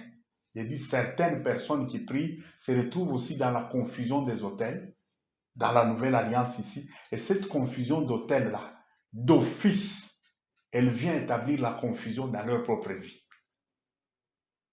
Amen. En même temps, il est en connexion avec Dieu, il veut être en connexion avec Dieu. En même temps, il fait des histoires, peut-être sans les savoir, qui fait qu'il se met en connexion avec des autels maléfiques. Et ça crée maintenant un désordre, une confusion. Et après, ne comprenant rien, on commence à se plaindre. Mungu mwenyewe tukunaomba saa tuombe, tukunalalamika saa shi tushikie. Ils sont à l'église, Dieu ne répond pas. Ils vont où ça, à la montagne, Dieu ne répond pas. Ils vont dans le désert, Dieu ne répond pas. Il va passer lui dehors quelque part pour dire. Il y en a même qui souffrent aujourd'hui, qui pensent que quand il va à la montagne de Selpé là, plus il monte là, il monte sérieusement là. Il sent comme si c'est maintenant qu'il commence à s'approcher là de Dieu. Non. Cette procédure-là, elle est tout simplement un produit de l'ignorance, des croyances païennes. Elle ne va rien produire. Rien produire. Mais par contre, quelqu'un qui maîtrise très bien le mystère des autels, ça sera un porteur de la présence de Dieu. Donc pour lui, le surnaturel sera toujours au rendez-vous. C'est comme quelqu'un qui maîtrise bien le problème des téléphones. Il y a des endroits où dans les téléphones, là on a déjà écrit un avion. Vous savez, au début, là, quand je voyais l'avion, je me disais, bon, cet endroit, c'est que si tu cliques ici, mode avion, ça veut dire quoi? Même en avion, la connexion va passer. Maintenant, je clique là, pas, je vois les réseaux disparaître. Je dis, mais pourquoi ils ont appelé ça mode avion? Amen. Donc, ils ont appelé mode avion parce que dans l'avion, pour éviter les perturbations avec les communications entre le pilote et la tour de contrôle, les réseaux des téléphones ici, parfois ça dérange. Pourquoi on demande à tous ceux qui sont dans l'avion d'éteindre, de mettre le téléphone en mode avion? Mais ce mot-là prête parfois à confusion. Au début, quand il y avait les téléphones cellulaires, quand moi je voyais le mode avion, je me disais que c'est le mode où tu peux faire que ce soit dans l'avion, que ce soit où la connexion passe. Non, il y a des gens aussi, par leur ignorance, ils arrivent à cliquer sur mode avion et le réseau disparaît. Piou! Amen. Le réseau disparaît. Et même il y a des endroits maléfiques. Des endroits comme ça, un endroit. Même au centre-ville ici. Il y a des maisons comme ça. On vous dit ici, tel, les catégories des gens comme ça, là. Quand ils vont faire leur invocation et tout ça, ils viennent le faire ici. Un endroit comme ça, même si tu es déjà chrétien, tu entres là-bas pour dire, moi je suis toujours en connexion. Non, non. Les propriétaires de l'endroit, eux-mêmes là, ils ont déjà voué leur endroit là à Satan. Ça veut dire, même Dieu connaît que légalement, le propriétaire de cette parcelle-là, de manière tout à fait légale, il a déjà voué ces lieux-là au monde des ténèbres. Bon, vous voulez maintenant aller vous imposer là-bas et faire descendre votre Dieu là-bas. Non, Dieu n'est pas comme ça. Il va te dire, quitte cet endroit-là. Je me suis déjà retrouvé, moi, une fois là, on était encore dans les fiançailles ici, j'étais encore très jeune, je suis tombé malade. Le mot d'estomac que je n'arrive pas à expliquer. Malade. Donc c'était la mort. Et même la mort m'avait visité une fois. Un jour, Dieu dans sa miséricorde me donne un songe. La nuit, je dors. Je me vois dans le songe là. Je me réveille, je voulais aller prier. J'ai quitté la chambre, je suis sorti. C'était une grande maison, une vaste là. Je commençais à chercher un endroit là isolé pour m'agenouiller et prier. J'ai vu que la maison là était archi encombrée. Il y avait des barres de fer, il n'y avait même pas un moindre petit espace pour se mettre à genoux. Et dans le songe là, le Saint-Esprit me dit, est-ce que tu vois que dans cet endroit ici, il y a un endroit, une place disponible où tu peux m'invoquer. C'était tout. Vous savez, quand vous êtes spirituel, Dieu peut parler une fois, vous comprenez 10 fois. C'était tout. J'ai compris que cet endroit est maléfique. Et tant que je vais rester ici, la présence de Dieu ne sera pas avec moi ici. Et donc, même la maladie que je souffre ici, ce sont les forces des ténèbres qui sont en ces lieux qui s'attaquent à moi maintenant. J'ai quitté cet endroit-là. Je suis allé rester à l'église. J'ai commencé à dormir à la salle de prière de l'église là. J'ai quitté cet endroit. On était à peine arrivé dans cette ville. Nous n'étions pas encore installés chez nous. J'ai quitté. Je n'ai pas fait 7 jours. Les maux d'estomac, les maladies là, terminées. J'ai commencé à manger tout. Le foufou ici, je ne mangeais plus ça. Moindre boule de foufou, vous mettez dans la bouche comme ça. C'est la mort. Des douleurs insupportables. Je n'ai pas fait 7 jours. Je reviens un jour me promener là-bas. Toute la parcelle a crié. Oh! Hey! C'est comme ça. Donc, toi, tu as toujours été gros comme ça. Oh, regarde, quelle santé. Juste me déplacer de là. Tant aller ailleurs et c'était fini. Donc, le monde ici est plein de mystères. Hein? Le monde ici, c'est plein de mystères. Et si vous ne maîtrisez pas cet aspect mystérieux-là, non, vous risquez de... La vie peut vous compliquer. Il y a même des sociétés où les gens entrent. Mais toute la société là, elle est vouée à Satan. Vouée à Satan. C'est pourquoi Dieu n'aime pas. Dieu veut que ses enfants soient des entrepreneurs. Qu'ils aient leurs propres affaires. Il y a des endroits là, même les salaires qu'on vous donne là, c'est comme si... Bon, c'est comme si ça ne vous profite pas. Quand l'argent entre là, les maladies s'alignent comme ça dans la maison, des problèmes s'alignent comme ça, et dès que tout l'argent là est vidé, tous ces problèmes aussi partent aussi. Et chaque mois c'est comme ça. Vous voyez quelqu'un, tout le temps qu'il travaille là-bas, maigre comme ça, mais vous lui demandez son salaire, il vous dit le salaire qu'il a là, $3 500, vous n'en revenez pas. Mais ces $3 500 là, le boss, le numéro 1, le CEO, comme on appelle en anglais là, le PDG, c'est Satan. Eux-mêmes, là, les propriétaires de l'entreprise, ils savent que notre truc ici, le boss, c'est Satan. Donc, ils ont déjà fait quelque chose. Ils ont déjà établi un hôtel. Et Satan agit en permanence dans leur truc là. Toute la prospérité que vous voyez là, c'est lui qui attire ça. C'est Lucifer. Amen. Bon, si les gens dans le monde des ténèbres font ça, c'est que nous aussi, nous pouvons faire des entreprises telles que le numéro 1, le CEO, c'est Jésus-Christ.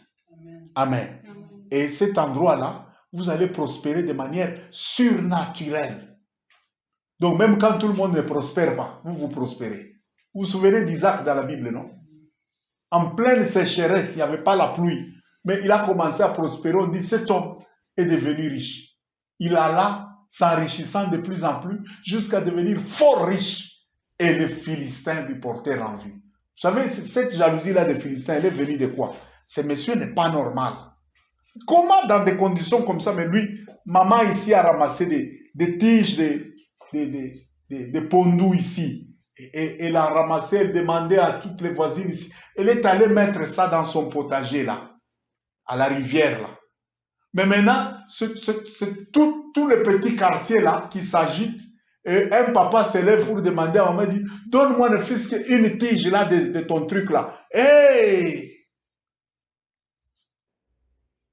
Ibulo Jibule Bunanza. Amen. Mais maintenant, la prospérité là dont elle prospère là, cette prospérité là, elle n'est pas naturelle. C'est une prospérité surnaturelle. Parce qu'elle a maîtrisé le mystère des hôtels et elle a su faire que même dans son champ là, il y a déjà un hôtel de Dieu là-bas. Le boss de ces champs là, c'est Jésus-Christ. Pourquoi les gens ne maîtrisent pas la spiritualité comme ça? Ils vont souffrir. Batate sosa baimboa. Vous savez ce qu'on appelle un chien errant? Ah! Quand vous croisez, c'est rare de trouver un chien errant en bonne santé. Il souffre. Il souffre. Malheureusement, il y a beaucoup de gens qui prient comme ça, mais qui souffrent comme des chiens errants. C'est quoi? L'une des choses, l'ignorance est très mauvaise. Face à l'ignorance, même Dieu, il n'a qu'à se plaindre, il n'aura que ses yeux pour pleurer. Face à l'ignorance, mon peuple périt, faute de connaissance. Qui dit ça? Dieu. Donc, il voit son peuple et il reconnaît que c'est son peuple. Donc, ils sont en alliance avec lui-même. Leur ignorance, là, est en train de les tuer. Il faut combattre l'ignorance. 2024 ici, de grandes bénédictions nous attendent. Mais attention, la grâce qui doit se déployer sur nous pour que ces bénédictions-là soient effectives, cette grâce-là, elle passe par une plateforme qui s'appelle la connaissance. Et pas une connaissance charnelle, une connaissance révélée, comme les choses qu'on comprend ici. Ça, c'est la connaissance, c'est la sagesse de Dieu, ça. C'est la révélation, c'est la lumière. Amen. Le monde d'aujourd'hui est devenu le monde des illuminés. Il y en a qui sont illuminés par Satan. Ils ont accès à une sagesse satanique qui les aide à prospérer. Il y en a aussi qui sont illuminés par Dieu. Ils sont éclairés comme ça. Le mystère des hôtels ici, c'est un très grand mystère.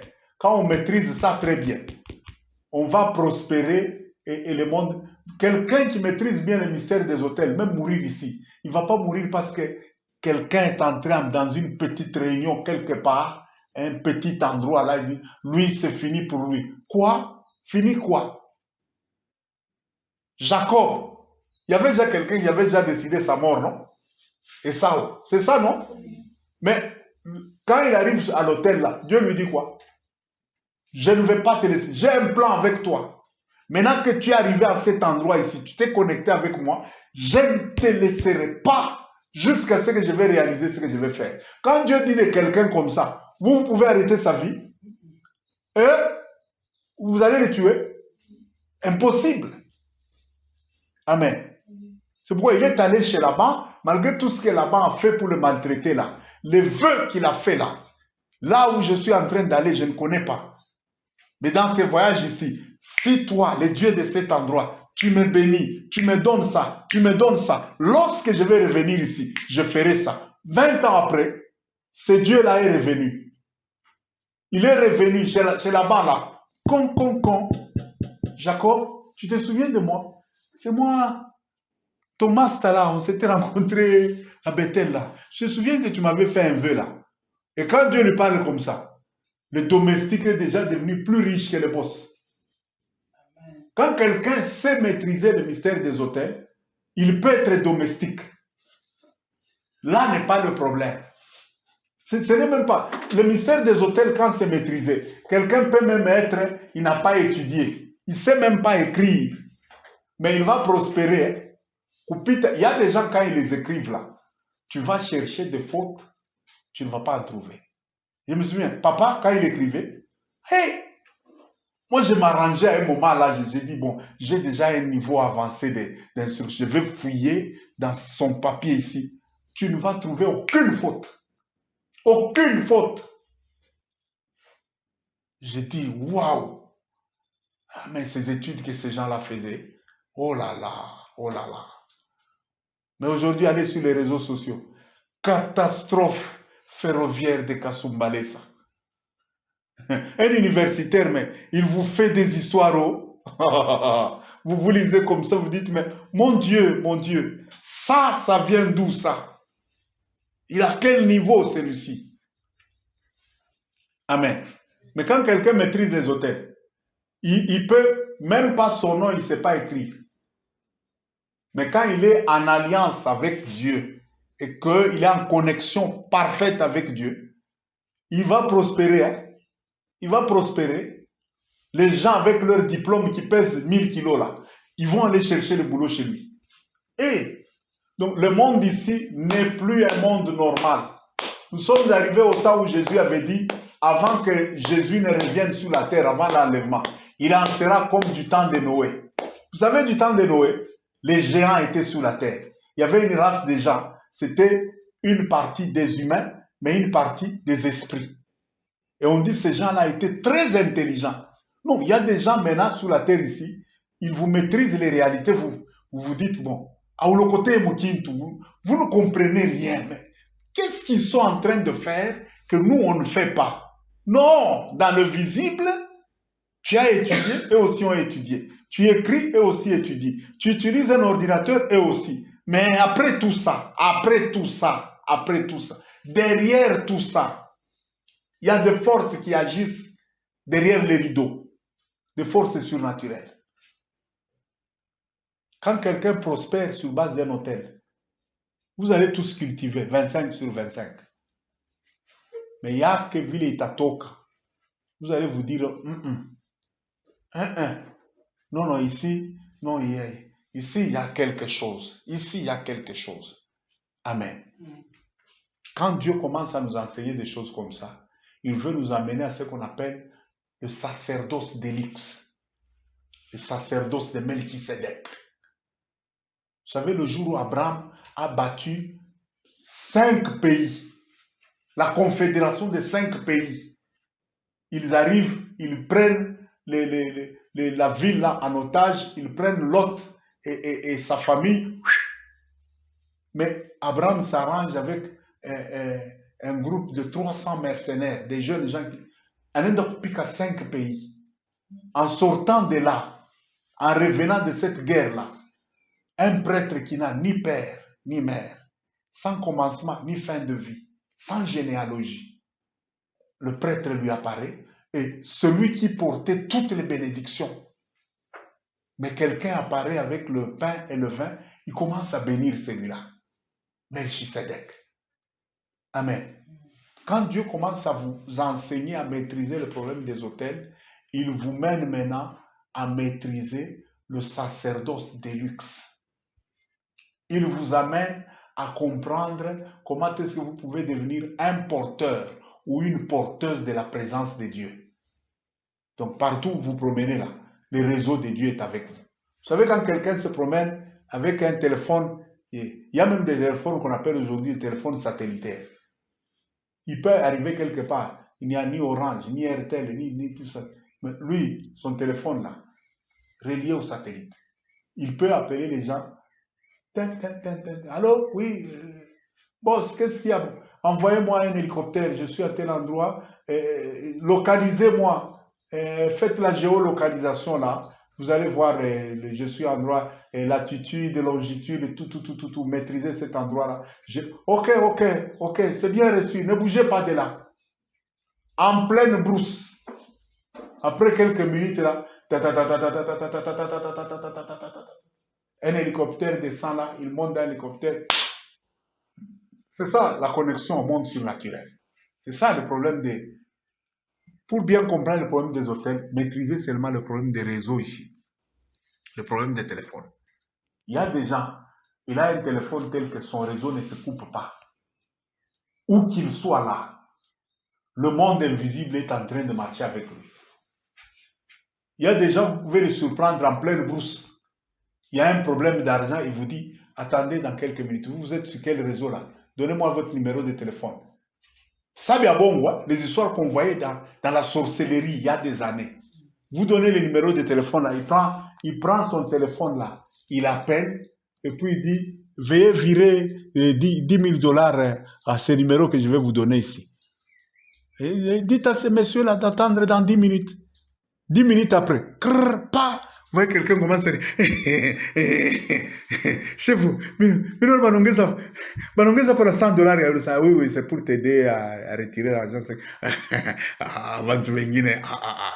Mupori, tout Mupori. Non, le monde ici commence déjà à retourner au surnaturel. Il n'y a plus de question Mupori ou n'est pas Mupori.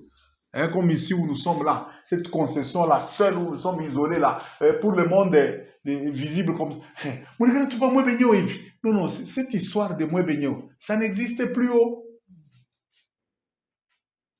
Déjà, la science est en train de résoudre cette histoire-là.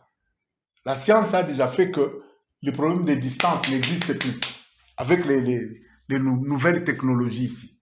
Bon, et alors Dieu aussi, si vous voulez maîtriser les nouvelles technologies de Dieu, pour que ni la distance, ni quoi ne vous dérange pas, maîtrisez les hôtels. Maîtrisez le mystère des hôtels. Amen. Amen. Nous sommes arrivés à la fin. Nous voulons remercier Dieu pour ce grand mystère qu'il nous accorde. Je m'excuse, on a pris beaucoup de temps parce que c'est un enseignement très important. On a fait 1h42. Amen. Mais Dieu sait pourquoi il a pris ce temps-là avec nous. C'est très important. Que chacun prenne son offrande. Nous voulons rendre grâce à Dieu. Nous voulons sceller cette grande bénédiction que Dieu nous apporte. Bien sûr, c'est une bénédiction qui est dans l'invisible, ou les histoires des hôtels. Moi, je pensais que, comme l'autre fois, là, on disait, quand le ciel est ouvert, Dieu va résoudre les problèmes des gens, les gens qui n'ont pas à manger vont manger. Mais ici, on nous parle seulement hôtel. Non, attention, les plus grandes bénédictions ne sont pas matérielles. Les plus grandes promesses, Pierre nous dit que ce sont celles qui nous rendent participants à la nature divine. Amen. Si le chef de l'État venait aujourd'hui vous dit, bon, choisissez entre le chef de l'État vous donne 100 000 dollars ou vous devenez membre d'office légalement, le chef de l'État vous adopte, vous devenez membre de sa famille. Choisissez. Vous allez choisir quoi? Non, 100 000 dollars. 100 000? Hey, 100 000 dollars. Bon, pourquoi vous laissez 100 000 dollars pour devenir membre de sa famille? Parce qu'il y aura plus. Plus comment? S'il peut nous donner 100 000 dollars, ça veut dire qu'il a plus. Pas seulement ça. En tant que chef de l'État, pour le moment, tant qu'il est chef de l'État, toute la RDC lui appartient. Devenir membre de sa famille, c'est que d'office, toi aussi, toute la RDC, voilà. Mais un insensé, il ne va pas réfléchir comme ça. Il y a des gens qui réfléchissent comme des singes. Quand vous prenez un billet de 100 dollars, vous mettez ici, et une banane, vous mettez ici, le singe va choisir quoi? La banane. Malheureusement. Bon, je n'ai pas insulté, hein. Avec tout le respect là. C'est comme ça. Même les gens qui prient, la plupart, ils se comportent comme des singes. Entre le billet de banque et la banane, malheureusement, beaucoup sautent sur la banane. Les plus grandes bénédictions là, c'est pas la banane. Elles appartiennent au surnaturel, mais c'est elles qui font de nous les héritiers de Dieu, les membres de sa famille, les concitoyens des saints, les gens de la maison de Dieu. C'est ce que Paul dit. Vous êtes devenus les concitoyens des saints, les gens de la maison de Dieu. Voilà, nous allons prier. Éternel notre Dieu, nous te disons merci. Ces temps que nous vivons sont des temps de visitation. Ces mystères que tu nous donnes, que tu nous permets de comprendre, sont des mystères par lesquels tu nous entraînes, tu nous formes, tu es en train de nous coacher pour que nous puissions maîtriser les sacerdoces, et pas les sacerdoces d'Aaron, mais les sacerdoces de Melchisédek, les sacerdoces royales. Et par les sacerdoces, nous devenons d'office des porteurs et des porteuses de ta présence. Partout où nous sommes, toi tu es là. Notre présence, ça devient ta présence. Père, merci. Nous acceptons ces choses. Nous les recevons. Laisse que, Seigneur, ces paroles pénètrent jusqu'au plus profond de nos esprits. Que personne et rien ne nous arrache ces vérités. Et laisse que, Seigneur, par ces vérités, notre spiritualité soit révolutionnée, notre relation, notre communion avec toi soit perfectionnée et transformée. Père, que par ces enseignements, nous ne voulons pas seulement voir les signes et les prodiges nous accompagner, mais nous voulons nous-mêmes devenir dans ce monde, par Jésus-Christ, nous voulons être des signes et des prodiges. Qu'il en soit ainsi, et nous savons qu'il en est ainsi. Merci Père, toi qui parles, scelle maintenant ces choses au fond de nous, de manière ineffaçable, que ces choses soient gravées dans nos esprits, dans nos âmes, dans notre être, pour toujours. Au nom de Jésus-Christ. Amen. Amen. Amen. Acclamons le Seigneur.